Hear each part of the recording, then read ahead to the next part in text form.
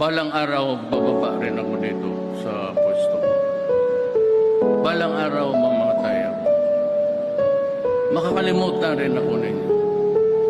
But let me leave you a message that is very important and would spell the difference between progress and development and maybe a failed country.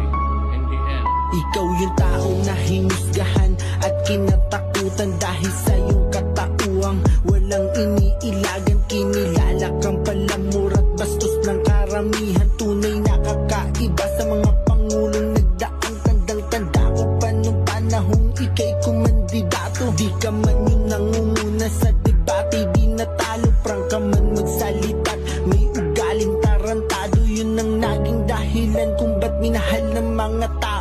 Sa iyong pagkapanalo, aking nasaksihan pagbabagong ninasang unti-unting nakakamtan. Maraming adik ang dahil sa'yo ay nagbagong buhay. Iskinitang dating madilim ay nagkaroon ng kulay. Binaga mo ang pader ng mayayamang oligarko na siyang nagpapahirap sa maraming Pilipino. Hinayag mo ang basurang nakakubli sa gobyerno, kahit na alam mong buhay mo ang kapalit nito.